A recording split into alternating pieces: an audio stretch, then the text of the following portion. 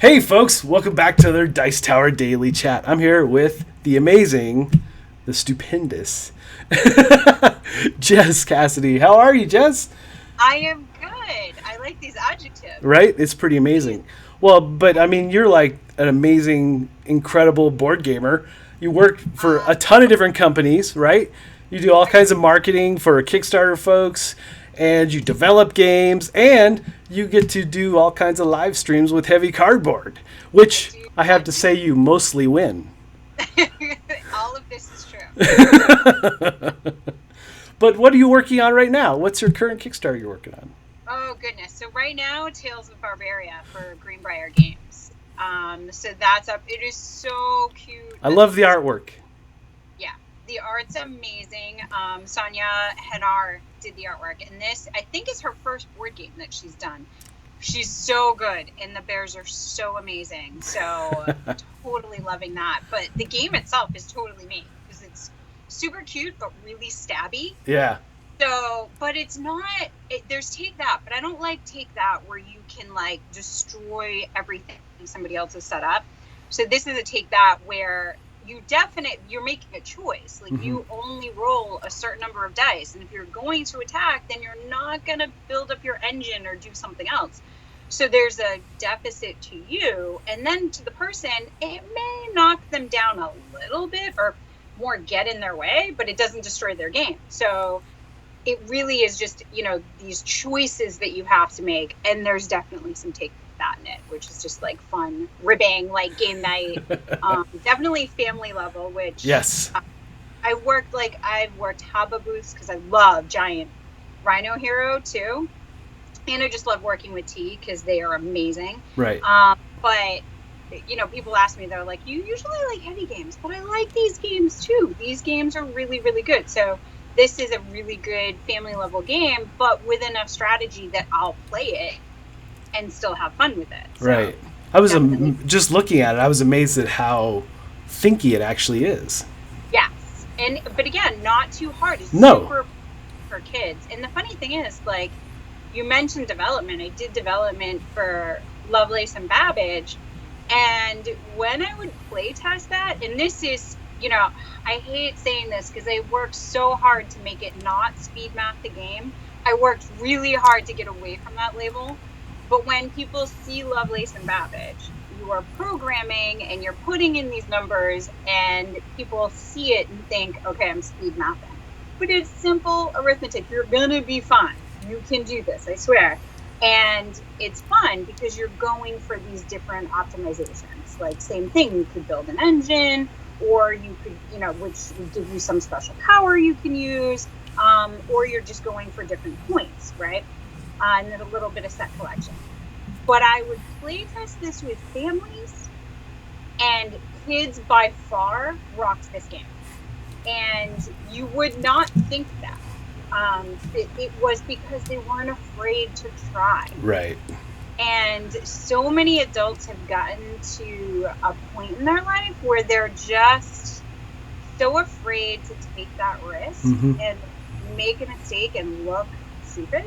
And I think that's one thing that board games can bring to us is kind of that, oh wait, nobody actually knows what they're doing. Nobody really knows the outcome of this game yet. I think I'm doing poorly, but everybody else thinks that too. And even, okay, that guy thinks he's doing really well, but I know he's not. Like, it's like this kind of, it evens things out. And I think it helps us as adults take risks that we're averse to taking now that we weren't as kids. So right. Yeah, kids are incredible to play with because they're just like, yeah, roll the die. I'm going to do this, this, and this. And you'll see the adults even with Tales of Barbaria behind their screens because it is hidden movement. It's simultaneous action selection, but hidden movement. So it moves really quickly. But they're like, I don't know. And the kids are like, boom, boom, boom, let's go. Like, great. They still do great. So it kind of teaches you something that, strategize, but play. Just play. That's why, yeah. I'm with you 100% because I don't care about winning at all. I just want to play, right? And it's funny because of the previews, I now play games so different. I play games just to try everything because I need to for the video. So, and even when we're just playing, I don't even think about winning. I'm just like, oh, I need to try all these things. Exactly.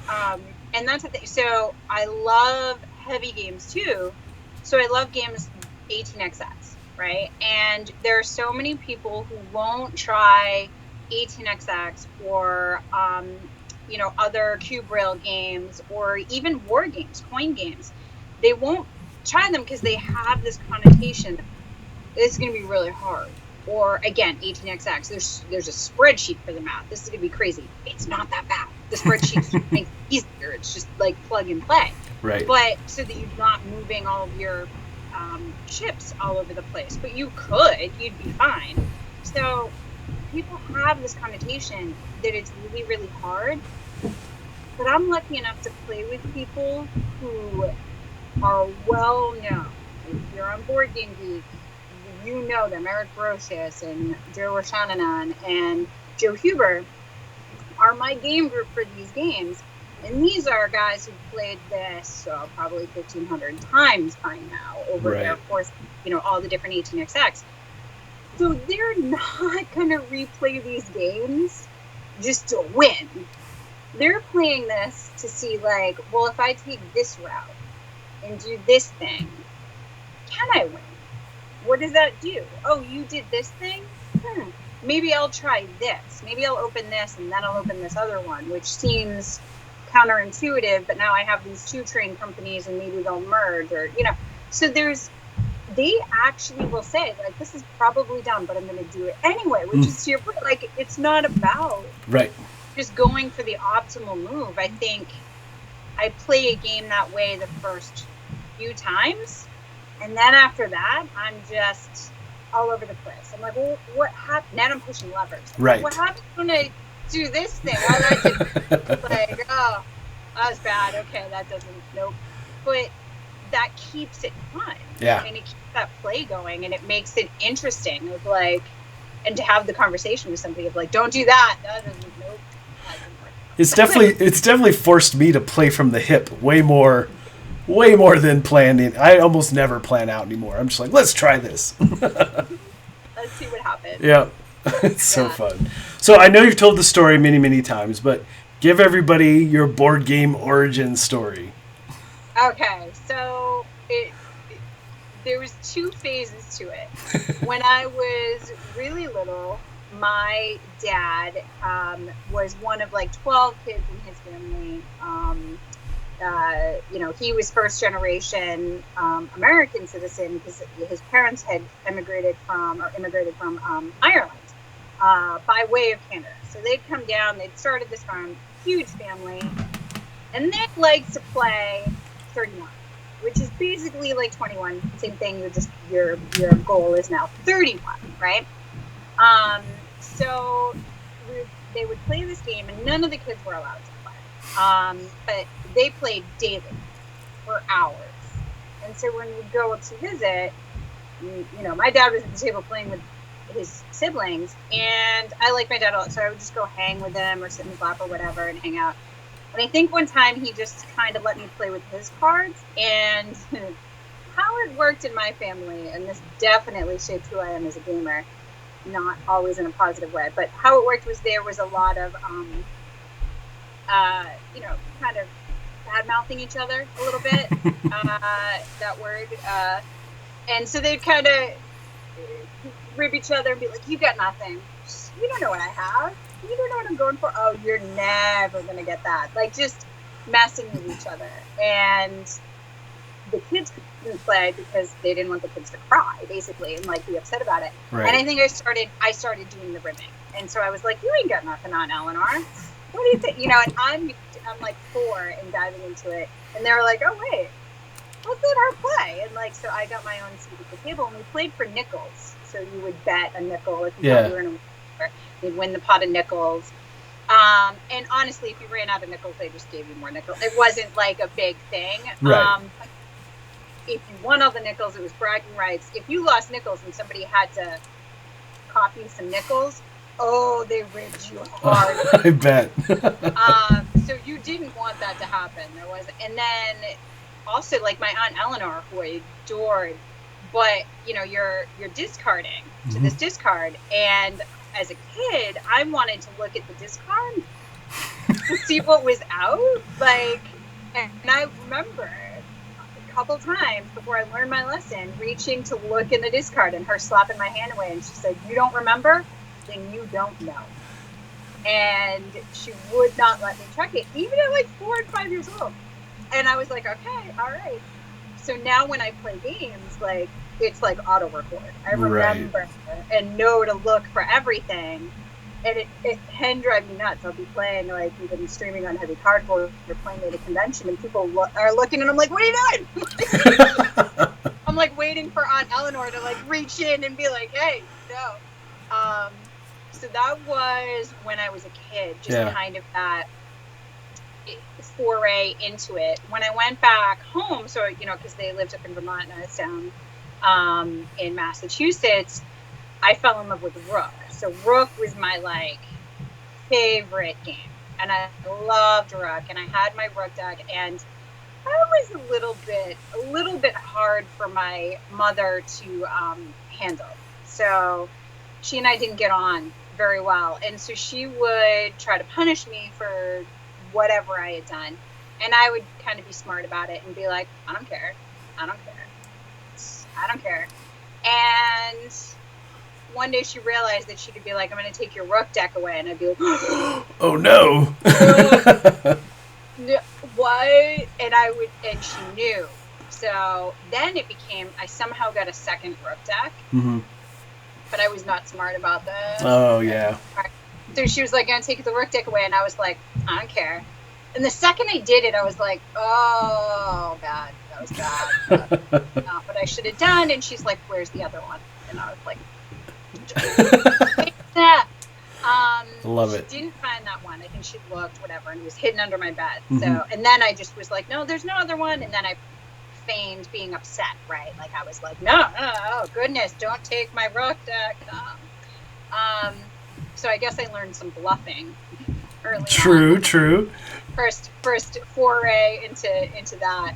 And then later on, I didn't know that we had all these games, you know, like I was used to a deck of cards or a Rook deck, and they knew about Monopoly, not my favorite, played it. Played Sorry with the family, the usual, like, family games. And then I had a friend who was into Legos like me, and he was into just, and he was talking about board games, and he was going to play Dead of Winter. He wanted to know if I wanted to play some Dead of Winter. And I was like, okay, zombies, this sounds good. Right? Sparky the Wonder Dog, yeah, all right. So I started playing that, and I loved it. And so he would host game nights every week, and there was like Tuesdays, and we'd play Dead of Winter, Betrayal at House on the Hill. He went all in with Imperial, which one's Imperial? Not Struggle, Imperial Assault? Assault. Yes. Thank you.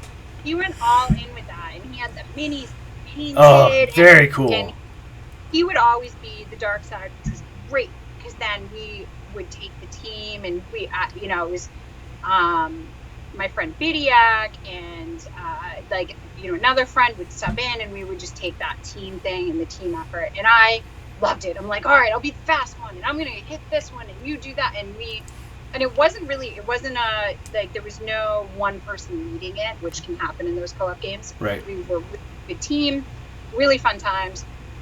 So that's how I got back into it. And then the industry side, that same friend brought me to PAX East, and that was my first convention. And I can't even imagine what my face looked like. Like, I imagine people saw me, like, going to conventions now and working booths, I would have loved to see me walking, because I was just, I mean, Disney World didn't hold as much appeal. Like, I was just walking around looking at games like, oh my goodness, oh my goodness, oh my goodness. That. And, like, just watching and so happy. And I ended up running across a game called Tesla versus Edison. Yes. And this was like my worlds colliding because I'm a huge Tesla fan, big Tesla geek. I know he had the thing with the pigeon, but like little crazy. He was crazy at the end. There yes. Might have been but super cool. But he was a super cool dude, and his story was really good. And you can't say he was a bad guy. He was a good guy, quirky, very. Like, but okay, fine. He's still good. So, Tesla versus Edison, are you kidding me? This is a game, and I'm freaking out, and I buy this, and I lug this thing around. I remember my friend being like, it was early in the day, and he was like, we can bring that out to the car. And I was like, no, I'm going to carry it just in case we take a break and someone wants to play. Like, and he's like, you're going to learn it? Like, on the spot? And play it? Like, and I was like, I don't know. But Tesla versus Edison, so I was so happy. And I had started an Instagram, like, board game channel. Oh, yeah, right. And was reviewing games on that. And the story with that is, like, late at night one night, it's like after a game night probably that had run really late, and I was like, I start a Instagram account. Just on a whim. I signed up for BGG first. I did that first. I was like, I don't stand up for this BGG they're talking about. That sounds cool. Username, I'll be Boardgame Girl, because I was so unique. I went really, so I became Boardgame Girl, and then I started the Instagram account, of course. Boardgame Girl, what are you going to do? It's pretty amazing that it was even available for you to get those usernames. I think I had to add a 1. Okay. But I was like, I'm fine with that. It's just a 1. It's just a 1. Girl, Boardgame_Girl 1. Sounds good. So, yeah, became Boardgame Girl and just started posting these reviews. And I love writing. I went to school for English Lit and stuff. So I was like, this is fun. I can create these little short stories. I like doing this. So I'm doing it. And fast forward, I post a picture of Tesla versus Edison, in Instagram fashion, holding the box up. Of course. Love this game. And talking about it, in Artana, the publisher had posted that day a Kickstarter for Tesla versus Edison Duel. So of course I backed it, and I did this whole post about this is kismet, because I'm a dork, and I love it. I backed it. I told them I already had TVE, so could they come up with a pledge level that was for me, because I like to ask for things. And they wrote back, and they were like, you know what? Yeah, we will. I was number 1 backer. Nice. Duel, first of all. And then I'm like, can you add this thing? And they're like, okay, problem, backer, sure. We'll add this for you. So they did. Super nice about it. And then they put out a call for help at Gen Con. And they were like, hey, if anybody who's back this or whatever, to their backers, if you want to help out at Gen Con. And I was like, oh, me. I love this story. I tend to not just let things slide. So right. I responded to the survey right away with awesome questions, answering the questions, and I'm like, I'm the best because, and wrote that. And then I found their Instagram account and messaged them there. And then I found the Twitter account and messaged them there. And then I Facebook messaged them. And then I sent an email. And then I found a phone number, so I called it. This is probably within an hour. It's the best. It's the best. He was their CEO. Picks up and he's like, okay. Yeah. Okay. We're just going to set up a Skype call. And then, once we talk about things and I know that you could handle this, being in the booth, whatever, then it'll be good. And I was so excited all day. I was like, ooh, a Skype call, yay. So within, minutes of the Skype call, he was like, yeah, you're in, you're fine. You're coming to the booth or whatever. So that's how I got to my first Gen Con. And I'm like, this industry is awesome. This is incredible. So I'm so excited. And I go to Gen Con and I'm like, they have these rules for how that they send out of how you're supposed to behave, what you're supposed to wear, all of this. I read this 30 times. I was going to be the best. And I read through, and one of the things was you're supposed to wear like closed-toed shoes but you know, Gen Con's and like it's a lie. Like, so I wore my flip-flops and I forgot my sneakers. So I'm devastated. I get there, I call a friend who hasn't taken his flight from Boston yet. So I'm like, can you go to my house and get my shoes and bring them to Gen Con? And he's like, all right. And so it's like a big mission to get my shoes. And I write to Marcus and I'm like, listen, I'm so sorry. My shoes are coming in, but like for the first couple hours of setup, I'm not going to have them. And I know that's probably really important, but I did read your thing and I'm really sorry. And I'll go buy shoes if you need me. He's like, meet me in the lobby. So I go down to meet him in the lobby and he's like, hi. Nice to meet you in person. And he looks at his feet and he's in flip-flops. And he's like, I can't believe you read that. That's amazing. Like, damn it. And I was like, all right, fine. I'm a dork. But it had also said, so we're walking over to set up, and it also had said there can't be too many like chiefs and follow the leader. Like, there's going to be a hierarchy. You need to follow the people in charge. Don't just like take over, whatever. As you could tell by now, I tend to take over things. So I was being really good on my best behavior, and I'm just watching, and I'm waiting, and they have this like soft floor to set up. Yeah. Like a puzzle. Mm-hmm. And they weren't doing it really well. Like, it was taking forever, and I'm trying. Like, I'm rocking on my hands. Just let me do it! Like, it's fine. Oh, it's fine. Just don't. And so Marcus comes over and stands next to me, and he's like, how you doing? And he can see I have no poker face whatsoever. And he's like, you all right? And I'm like, yeah, no, it's fine. Everything's fine. It's fine. Like, do you have some thoughts about like what's going on here? And I'm like, I think we could be doing this much faster. He's like, yeah, I want to see what you can do. He's like, let's do this. So he tells the booth head, super nice guy, who's a really good friend of mine now. So no shade on him. He was just trying to herd cats. Right. Mind you, I know how to herd cats. So he just was struggling because it's hard. And I was like, I got this. And I was like, you get the purple ones. You get the pink ones. All right. And then you just go next to each other. Drop. And you're going to have purple, pink. They've been going back and forth and grabbing it. I'm like, no, it's too long. Oh my gosh. And then I proceeded to like kill my calves because I got down on hands and knees and just scooted across, popping them all in and like made them all because some people had bad backs, some people were older, some people just had different things. And I was like, I got this. And I like just popped them all in, set up the booth, put up the things. Marcus, where do you want the games? Did spirals, got the stuff up. It was like an hour later and he's like, all right, let's get lunch. Like, that's amazing.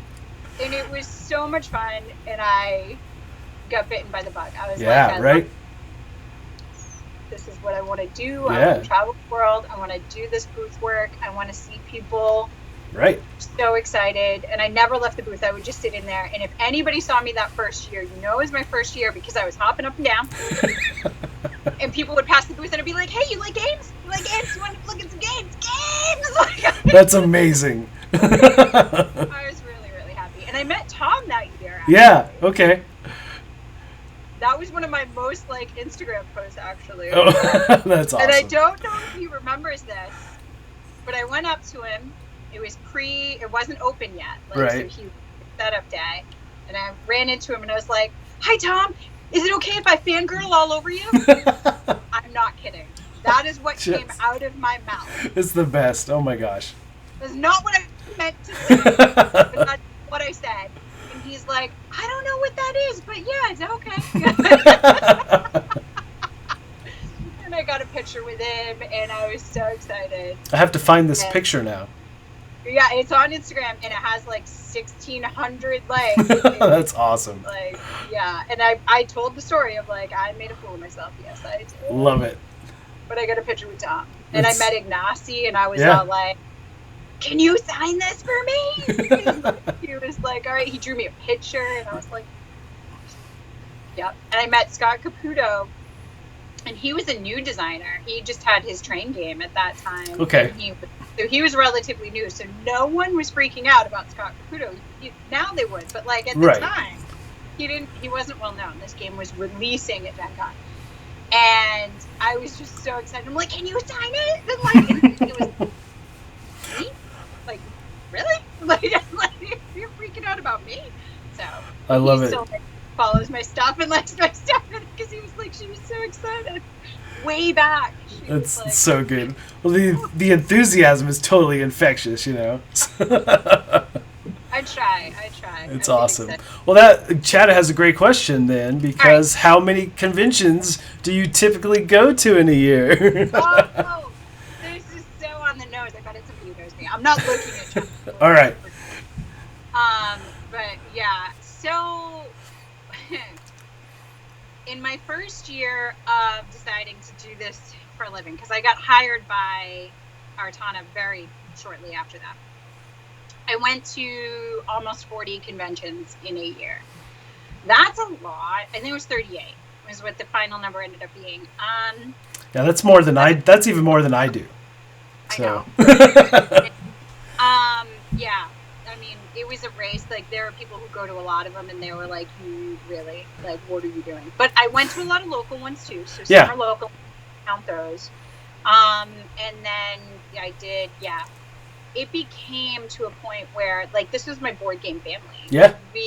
I would see these people constantly. Like, every other weekend, we were hanging out and we were playing games. And then you have that lull period around the holidays. Right. And I remember, like, having met Eric Lang and hung out with him at BGG Con, him being like, because at the time, BGG Con was the last one. Yep. Now there's PAX Unplugged, but this was pre that. Right. And I remember him being like, "Oh my goodness, I'm not going to see you all next week." Like, usually it's, okay, the next con's like a week or two. It's going to be a month. Like, this is crazy. Like, yeah. It's a long time. Yeah, it's a long time. But yeah, I got so used to travel and setting up booths and the secrets of it. And I loved the logistics of it. And yeah, I mean, on average, I'm hitting like 20. So, I mean, you're leaps and doubling what I'm doing. I was. Now, see, and of course, COVID's pulled it back. Yeah, of course. But pull it back because I don't run booths anymore, though I miss it. And I often volunteer. I don't have to. Like, I can go as media now to conventions, but I often find somebody and I'm like, I'll open your booth. Like, I love it. I have a blast. So I like having a place to be. Right. At home. And I like helping. Yeah. So, well, Kabuki Kid asks, do you play any musical instruments? Hi, Kabuki Kid. On all the streams. Let's see. My dad taught me harmonica. I don't know that I do that well because I haven't kept up practice. I barely can play some piano because he started to teach me piano, and he actually passed away when I was young, so I didn't finish my lessons with piano. I tried to pick it up myself. I have an acoustic guitar that I can strum and do keys on, but I can't say that I can play it super well. So my goal at some point is to dive into one of these and actually become proficient at it versus somebody who could do some backup and not right. And actually. I'm totally with you. I would love to be musically inclined. I am not in any way. That's definitely a skill set that I have tried, and I am not good at that. No, I can pick it up and I can read music. But I can't read music. I mean, someone tried to teach me, but no. Yeah. Dad taught me that young, luckily, but no, I can't. I want to be better. So, yeah. Well, we have to talk about the mind, and we have a great question about the mind because you are the master. So you played a ton of the mind. I've never tried it because it seems like not really a game. Oh. He hasn't tried it, or you haven't tried it? No, I haven't. No, I have tried it, but Bonzo has not tried it, and he's asking what's totally fun and memorable moment you had while playing that many that may sell someone on the game. That is a really, really great question. So to be completely honest, not a game I thought I would like ever. And I immediately hated Wolfgang Warsch because I was like, are you kidding me? 100 cards and you can create a game that's this good? What? Why didn't I think of this? So that was pretty much my immediate reaction. And it was at Gamma years back that Eric Martin was like, we're going to play this game. And he pulled out the Mind because they had gotten some early copies of it from NSV. And so I started playing it and I was like, oh, this is good. This is really good, and had that reaction.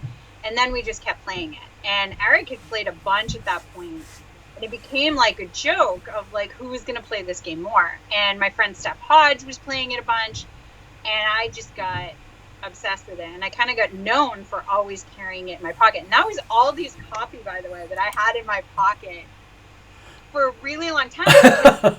When that Eric played with me, and then I had to return it, and I begged him if I could keep his copy until the next convention, which I think was like Origins or something. And I was like, please, please, please, please, please, I can't stop playing it. I can't stop playing it. And he was like, it's fine. It's fine. Yeah, you can hold on to it. Get at me at the next convention.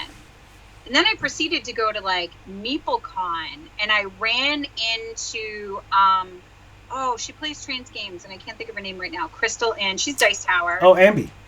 Yeah. I ran into Ambi. Like, literally, we ran into each other. And I dropped the box at MeepleCon, and the side of the box broke. Oh, no. And no poker face. I was like, oh! And she's like, I got the cards. It's fine. And, like, she put the cards in, and I'm like, no, the box is fine. And Ambi's like the sweetest thing, and she's like, it's okay, we'll take it. And I was like, it's Feldy's copy. She's like traumatized for me, and I'm like, it's fine. It was so beat up at this point because I played it by this point like 50 times. Right. And I was like, I'm gonna have to get him a new copy. Like, there's no way around this. I'm gonna have to. So I ended up ordering. I had a friend in Germany send me some copies anyway, so he got a brand new copy back, mind you. That's so good. You lend me a game. I swear to you, you will get that game back in pristine condition, even if I have to buy you a new copy of the game, which is what I did for Aldi, or Boardgame Girl. So, yeah, I was obsessed with this game. I taught Z the game at my MeepleCon, and he said the same thing. Yeah. So I'll tell you what I told Z. I had to chase him down. I kept going to Z, and I'm like, we're going to play the Mind together. And he's like, I don't want to play the Mind. Exactly. And I was like, we're going to play the Mind together. And he's like, we'll play a game, but not the Minds. And I was like, yeah, again, we're playing the Minds together. And so I finally played some other games. He's doing other things. He actually asked me to play something else, and I was like, no. You're going to try to get out of playing the Minds with me. I'm playing the Minds. So we sit down. And it's 2-player. I'm like, it's just you and me. We're going to just do this. And, like, we're across from each other, looking in each other's eyes. We do the hand thing that Eric Martin does. You put your hand down. You raise it when you're ready. And you go. And in that first round, we ended up with, like, 16, 18, 19, 20. And he was like, oh, my God. How did we do that? And I was like, do you see? Do you see what I'm talking about? And he's like, that doesn't even, how did we, I don't, and I'm like, that's why this game is great. It creates an experience. Yeah, it does. It definitely does that. And I know that people sit there and say, oh, you're counting, you're doing this. Okay, but are you counting at the same beats per minute that I am? Right. I don't know. Do I have tells? Maybe. But when you have poker, you have tells. That's still a game. The point is to meld your mind with those other players, right? Look at each other and be like, is it you? Is it me? Is it you? Is it me? Are you sure? But you're not saying anything. You're just like, you play the card, and then they play their card, and somebody else plays a card, and you end up with these things. And I have taken pictures. There were so many games I've played almost 400 times now. Right. World's leader plays in the Mind, and it has these experiences. Does it fall flat sometimes? Absolutely. Yes, absolutely. I believe that it is player dependent. Yes. I believe that there are people who could sit there. Oh my gosh, those can create good moments too, though. There was one guy who had the one, and he'd wait. And he'd do it every time, and every time we'd be like, why? Why? There's nothing wrong. Why are you slamming the one on the table? And every time he wouldn't, and every time it would get funnier, actually. So we wouldn't really mad at it. We'd just be like, what? And then there was a time I had the one and I fell asleep. At the table? Yeah. I was playing with like Daryl Andrews and Matt, who Roxley Games, and like it was late. It was really, really late at the gathering, and there was actually video of this. They were videotaping it with my phone. I have the video, which is why it isn't out there. I have to see this video. Yeah, I fell asleep because I had not slept in days. I had not slept in days, because it's the gathering. It's a 10-day con. Right. And I was really excited, and I didn't sleep for multiple days. Don't do that. It's a bad plan. It's a terribly bad plan. Late, and I was playing, and I dozed off. And so Daryl's like, he was my boss at the time. I was working at Maple, and he was like, "What is wrong with you? You played this like 250 times, right?" And I was like, "I fell asleep." And he falls asleep during games. Daryl Andrews falls asleep during games all the time. All the time. I watched him fall asleep during a game of Power Grid and win. And win? That's awesome. He still wins because he wakes up sporadically, does his thing, falls back to sleep, wakes up when it's his turn, does his thing, falls asleep, and wins the game, and he's sleeping all the time. So, like, it's a big joke. That's amazing. Sleep during games. So I was like, you cannot yell at me for this. He was like, actually. That's awesome. I love it. But yeah, there's video. I have a YouTube channel with one video on it, and that video is me, the Mind at the Gathering, with the guy who did the voice for, I think, Dory in Finding Nemo. Okay. Or something. He did the voice. No, not Dory, because that's Ellen. That's Ellen, yeah. He did something in Finding Nemo. Okay. Forget what. And he's the voice for something. So he does a voiceover, and it's like playing golf. He's like, so, first person to go has a decision to make. And like he goes through and he like just captions this play of the mind. So if you have questions about the mind or why it's great, I highly recommend looking at that video. Eric Martin shared it on Board Game Geek years ago too, in his review of the mind. Yeah. Because that really shows people being like, there's like a moment where we're all like do and like throwing things in, and Eric Martin's a ninja. Like he'll get under, and as long as it's in order, it's in order. So he'll be like, if somebody is going down and he like flings it up. He's like, it's in.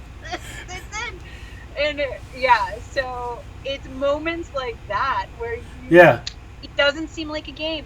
I'm with you. Yes. If I knew 100 cards could have made a game that sold as much as the mine, it would have been better myself. Right. But it works. I remember the first time playing was with Emerson. And Emerson and I were like, He is a ninja. There's a joke about Emerson. That's awesome. But he was like, he leans over and goes, I don't think this is a game. I'm going to have to talk to Emerson about that. Yes, you will. At one of the cons I went to, Dice Tower Con. Yes. At Dice Tower Con, Emerson walks around with his prototype. Yeah, all the time. Really, with him all the time. But Emerson does not drink. And Emerson we'd be in the hot tub at Dice Tower Con meetings. A lot of business happens. It's true. Like having meetings. And Emerson would be like, I'm going to go get y'all drinks. What do you want?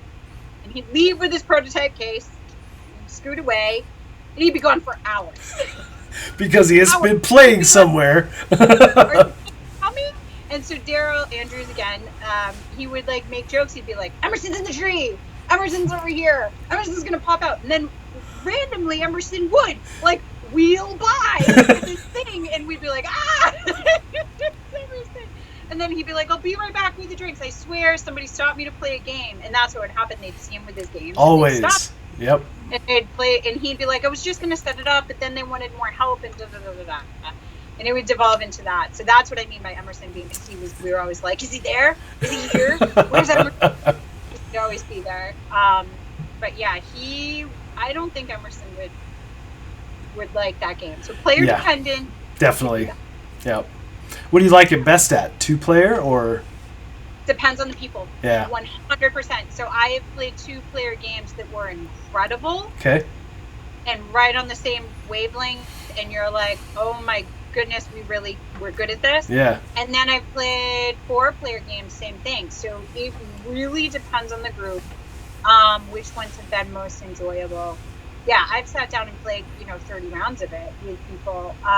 And I mean 30, like continuing, then we die, and then we do again. Do again, more yes. Than, each round. And so really, I've sat there for hours and had a blast. I think the furthest I ever got was with Edward. Actually, we did dark until level 7 or 8. Wow. And that was 2-player. So as far as Wolfgang Warsch tells me, I have never won. Because he says you don't win unless you win going to the level that you're supposed to go to by player count in dark. Okay. In dark mode. So I've never won. But yeah, so my win rate, if you don't include dark, is about 10%. Wow. But again, I play with a lot of different people. Of course, yeah. Eric Martin has a higher percentage win rate, but he tends to play with his wife, 2-player, so they obviously get better at it. Yeah, for sure. And I play with just everybody. Which is cool. But I've only played it twice. That's it. So. I wonder if we can. No, we can't. Well, maybe. Oh, man, I really want to figure out a way to remote play the mines now. Yeah, we should try to figure that out. It's going to be a way. Definitely. All right. Well, Kabuki asks, what would you consider to be the heaviest game you play or ever played, or that you enjoy? This is a really good question. I think people would think it would be 18xx, and I would say absolutely not. I don't think 18xx is that hard. This is a really, really good question.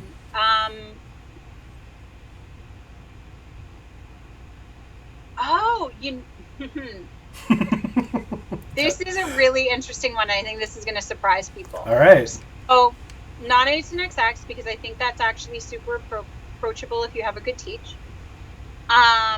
The PAX games, they can take a really long time to understand the strategy of what you're doing, and that the win conditions are always changing, and understanding how to prepare for that and maybe go up for a big move and know that in doing so, if you put all your eggs in one basket, you're not going to win.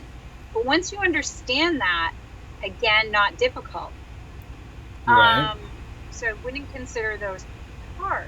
Now we go to like BIOS, and I'm talking a lot of Ion games right now, but those are what people consider like really heavy games. And I disagree, because like the BIOS games, the BIOS Origins, and it has a whole Rosetta Stone of all the different things that you can run into, but you legit are only going to use 5 of those to play the game. Right. There's 5 that you need to know what the symbols are and how to use. Once you know those 5, everybody who plays those just uses the Rosetta Stone for the others. Right. You let yourself off the hook from the 40 options that there are and just know, this is all I need to know. Anything else, look at the player aid. Go read it. Everyone's going to do that. Even if they played it, like 40 times, everyone's looking at the player aid. You're fine. And there's a great player aid. So I don't think that. Okay. What do I think is really hard? I haven't returned to this enough, but I'm ashamed to say that I find Gaia Project really difficult. Oh, yeah, definitely. So I played it with my friends Steph and Ron, who I always say they were like my parents in the real industry side of like playing games and critiquing them. They were who brought me up in it. Like I played so many games with them, and they really taught me a lot of tenets for like mechanisms and just a lot of information. So I was playing with Steph and Ron, and they are hardcore players. They're not going to take it easy on me, like, at all. And that's fine. I expected this. I could not grasp what I was supposed to do. And Ron has played Terra Mystica like 50,000 times, and I don't think I'm exaggerating. Like, he plays it on his device while he's playing. Oh, right. That's easy. So he plays Terra Mystica. Right. So he knew what he was doing. And Steph knew what she was doing, and I was like fumbling all over the place. And by the end of that game, I was like, I don't know why I'm in this hobby. I should never play games. I'm an idiot who knows nothing. I cannot believe I can't play Gaia Project. Wow, I need to exit the industry. This is bad. And then I happened to be talking to Isaac Childress about it online. Yeah. And he posted about it, and I was like, oh my gosh, I'm an idiot. I can't play it. Like, I've played it a couple times, and I don't get it. And he's like, oh, no. Isaac Childress, mind you, is like, it took me to the 6th time to even understand what I was doing. I've only played it once, so I can totally understand that. I was like, thank you. I can remain in the hobby. Because if you took 6 times to be able to feel comfortable with what you were doing in that game, right, then I do not feel so bad with the fact that I was fumbling all over the place and I just couldn't get my feet under me. I was like, I know I need to do this, but I need to do this, to do this, to do this, to do this, to do this. Yep. And I need this, and you took it. Oh no. Like, I would be lost. I'm like, I don't, like, have a backup plan, and it was so bad. I kept passing because I didn't want to look stupid, and I was like, I cannot. So, weird. I'd say Gaia Project was one that killed me for a little bit, and here I am being like, 18xx? No problem. Packs? Gaia Project? I don't know. No. Yeah, I played it once, and I was like, I don't know if I ever need to do that again. I appreciate that. Yeah, I've played a couple of times on. Yeah. And like Lisboa, the Gallerist, I played the. Oh my gosh, I feel like Lisboa should just be framed and put on the wall. I mean, that game is just art. It's just art. It's just so beautiful. It's so pretty. We'll just leave it up there. Yeah, I played the Gallerist. The first time I played the Gallerist, I had a migraine. Oh, that's not good. And my friend had driven me to game day, and I didn't want to make him drive home, so I was pretending I didn't have a migraine. And I had peripheral vision. Like, I had no peripheral vision. I had tunnel vision. I had, like, blue lines. I was in pain. I'm trying to take, like, Advil for it. Like, nothing's touching it. Nothing's working. Taking water, and so with that one, you need to know what you're going to do on your team to build up. And I'd have this whole plan, but by the time it gets to me, I'd be like, I don't know my name. Like, I don't. And I played it, and I came in second, like, by a couple points. Like, I did great, and I was like, I can't use it. Like, I'm like, this is amazing. I don't even know what I did. Like, that's amazing. And Vital Lacerda, he always says, it's like, what? It's like 2 moves. There's 2 actions. It's not even hard. Like, what?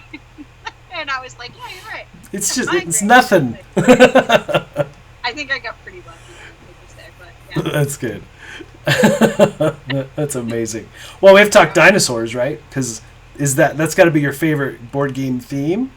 It is, and it's the new theme. Right. How lucky am I? I have loved dinosaurs since I was a kid. Yep. I adore dinosaurs. I have a membership to the Boston Museum of Science just so I can go visit the replica of Sue. They put a scarf on her. It's great. Well, she's non-binary. Them. Right. I go and visit them. And, so I love dinosaurs. Yes. And I have to concur. Ever since a kid, I've loved dinosaurs as well. What's your favorite dinosaur? Well, as a kid, right? It was Triceratops, absolutely. Yeah. And T-Rex has always been in there, but I always say the name of. There's the new one they discovered, the flying one that's like the size of a Boeing 7. I mean, it's this giant winged. I'm just super intrigued by it lately. Ooh, I'm gonna have to know what that one's. Yeah, I'll find it. It's a bizarre name. There's no way I'm gonna try to pronounce it. I like the Giganotosaurus just because I love saying Giganotosaurus. That's pretty awesome. Yes, I agree. Giganotosaurus. I love that they're still finding new ones. Right, that's what's so cool. Yes, and the fact that the Brontosaurus doesn't exist. So when I was a kid, I was like, it was all herbivores. I liked the Brontosaurus. Yeah. It seemed like a giant, but there is no Brontosaurus. Right. I had a Brontosaurus birthday cake. Right. Right. It was huge and long, but they messed it up. There is no Brontosaurus, so it's the Brachiosaurus now, because they put parts together wrong. And then the T-Rex didn't stand the way they thought. So I like that it's always evolving. Something that ancient, we're still learning and like how these things are. So yeah, I've always loved dinosaurs. When I was a kid, I liked Triceratops. Mm-hmm. I liked the Brontosaurus, as I said. I liked Stegosaurus a lot. I liked T-Rex, but it was not my favorite as a kid. Yeah. Now that I'm adult, the T-Rex is by far my favorite. I think it was something for me with the way it stood. I didn't like it, and then once they figured out the way T-Rex actually is. Tiny arms. I was like, oh, I really like the T-Rex. So now I really like T-Rex, and plus it would crack me up. I cannot stop laughing when I see references to the fact that they have tiny arms. It's so amazing. there was that movie, I think it was Jimmy Neutron. Yes, something like that, yeah. I think it was Jimmy Neutron, and there was the T-Rex that the evil guy had, and he was chasing Jimmy Neutron, and Jimmy Neutron runs into a thing, and then the T-Rex is like, you can't. And the guy's like, get him, and the T-Rex is like, I can't, big head, tiny arms. I was like, yes! I love that too. It's so good. And so my friends thought it was hilarious. They could show me that. They'd send me like that little clip. And they'd know I would not be able to contain myself laughing. And so they would, just joke with me with that. And I got T-Rex taco holders, T-Rex. People just started giving me a T-Rex menorah. Like, that's awesome. Hilarious. And so now, T-Rex is by far my favorite. And I actually, on my Twitter account, end up talking online with some T-Rexes quite regularly. Oh, from museums. Field Museum, and Scotty, the T-Rex. Right. We actually tweet back and forth a lot. That's awesome. Sue will like, and Sue will be like, retweet it, or Sue will retweet my stuff. That's amazing. So I don't know how my life has become this, but I now you now interact with dinosaurs. And so the fact that we have all these games. Right. Well, and you just did one recently. A new dinosaur game. Dinosaur Table Battles by Holland's Field. So this is Table Battles, which Holland's Field did before, but that was like with a human theme, and now he took it to the dinosaur realm because his wife, Mary, loves dinosaurs. I mean, of course. And so he'd always, had these excuses like brave little Belgium can't have dinosaurs, Mary. I'm sorry, it's not historically accurate. Whatever. So, he finally took Table Battles and made it Dinosaur Table Battles, and they really invested in the art on this. The art is incredible, and the name of the artist is escaping me, but I love what he did with the dinosaurs in it. I like the back of the cards; it's really pretty, and it's really just cards, and tokens that you're playing with, and you're just going back and forth. I love it, and it has. I think he said, I can't believe this, but he said there was like 900,000 different, because you draft, your dinos, and you have a certain combination of them against each other, and there's 900,000 different combinations you can get. That's cool. So are all of them balanced? No. Yeah, of course. Absolutely not. And that's where, he has a first setup so that you can learn the game. Then you draft to make sure you're making some choices. You start to hone your skills at drafting, get better at it. Is it always going to be balanced? I think, and this brings me to a thing I'm saying a lot lately, is I don't think games have to be balanced. I don't like how we overly balance games. And this is from somebody who developed a math game, Scott Elm's design, and I developed Lovelace and Babbage, and I worked really hard to balance the math in that game.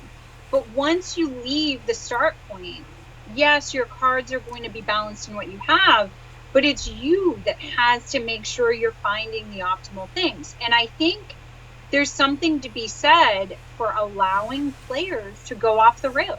Right. Like if you if you want to draft some cards that are gonna make you not compete, but you're gonna have fun with them, I don't care. You should be able to make decisions in the game. I don't want it to be that I can play a game and make a robot choice each time, not really thinking it through, not even really trying. Agreed. And still come in, you know, like when people say like, oh, don't worry, the end scores are always between 40 and 55. I'm like, well, what's wrong with it then? Like, I can't break it. Like, in no way. I'm always gonna, no matter what I choose, we're gonna end up in this. Well, then what did I do for an hour and a half? Right. 4 hours, 6 hours. Like, I wanna die in a game if I want to die in a game. Right, exactly. Like I just want to do this crazy thing and see what happens. Let me play Giant Rhino Hero. Right. Build rhinos if I want to. Exactly. Fine. We'll be all right. Like, you know, I always use the term splatter. Yeah. Because there's the splatter spelling games, and you can make mistakes and die an early death in that game, and you can't win. Yes.